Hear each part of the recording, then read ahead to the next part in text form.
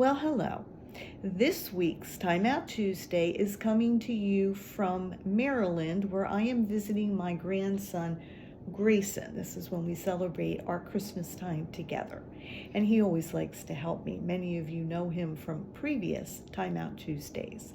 Well, we've been talking about people who are in the Nativity story, and this week's people are the three wise men. The three wise men who came bringing gifts, but really not for the baby Jesus, because we studied that they came from Iran. It used to be called Persia, but now it's called Iran. It is. And that country was actually about 800 or 900 miles from Bethlehem. And they had to walk and ride their camels. We didn't have modern transportation like we do now. And so it's believed it took almost, how long? 2 years. Almost 2 years. So baby Jesus isn't baby Jesus. No, he's a little toddler, isn't he? Mm-hmm. And so we were wondering, how would they know exactly how to find this little boy Jesus? Oh, I know. Okay. They read the Bible and Daniel. Mm-hmm. I forgot the other name. And what did they know to follow? The star, because they read 2 Bible verses. Well, they read scrolls. We didn't really have a book of the Bible yet. And they read scrolls by Daniel, who was a prophet. And he spoke about the Messiah and when he would be coming, and this fit the exact time. And they also read writings of Balaam, who spoke of the star that would come over Bethlehem. And so this is the star that they followed all those miles, but it didn't give them an exact location. So when they got kind of close, they decided they would go to the palace and see if the king knew where this baby would be. And what was the king's name? King Herod the Great. Who wasn't really great, was he? Yeah, he just thinks he is, but he's kind of evil. He is very evil. He was jealous of the idea of there ever being another king. And so he didn't want this little baby to grow up. And so he told the kings that when they found this baby, that they would come back and tell him exactly where this baby was, so he could go worship them. But that isn't really what he wanted to do, was it? Yeah, he just wanted to kill him. So off the kings went, and they did find the Christ child, who was now in a home, and they each brought him a gift. And what was the first gift? Gold. And gold was worth a lot of money even back then, and it was also a symbol of God, of divinity. There are many things. The Ark of the Covenant was covered in gold, and idols were made out of gold. So it was a symbol of God. You're right. What was the second gift? Frankincense. Frankincense. And frankincense, they would cut a tree, and this gum would come out of it. And they would take that, and that was frankincense. Now, what was special about it is when you burn it, it smells really good. It smelled wonderful. And they used to burn it and offer it to God.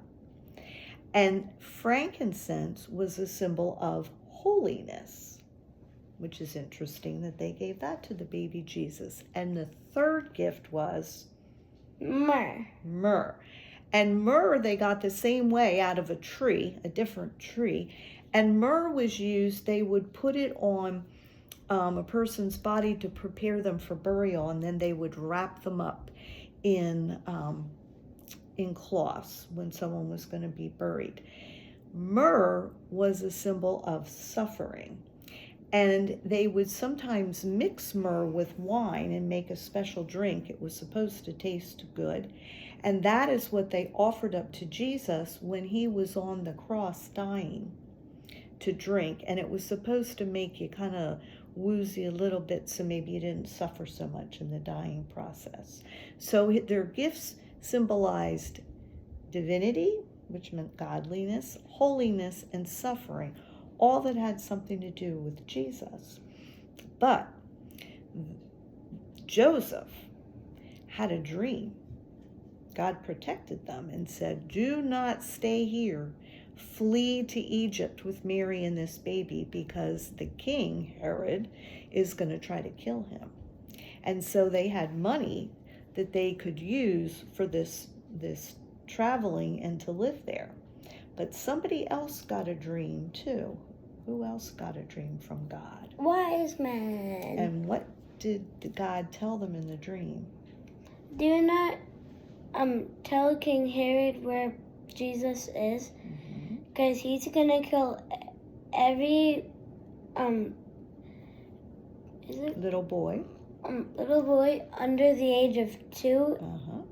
And so did the wise men listen to the God in this dream? Yes, they did. And they went home a different way. And Herod never did find. That's why Herod decided to kill all of the little boys to make sure he would get them, but God protected them again. So what lessons did we learn here? Well, first of all, from the wise men, we learned it's very important to be in God's Word. We should be reading God's Word as much as we can. I know I read it, please, every day, because I want to learn about God, and I want to learn about me and how He wants me to act and be, right? The second thing is how important it is to listen to God. Now, it's important to listen to our leaders, but if they're telling us to do something that goes against God, who do we listen to? God and not them. God and not them. And the third thing we learn is how God takes care of us. He plans way ahead of everything we need, and He makes sure that we are taken good care of because He loves us so much. Those are some important lessons, aren't they? They are. And that, my friends, is this week's Time Out Tuesday, coming to you from my friend Grayson and I from Maryland. And I do hope to see you all next week. God bless you all.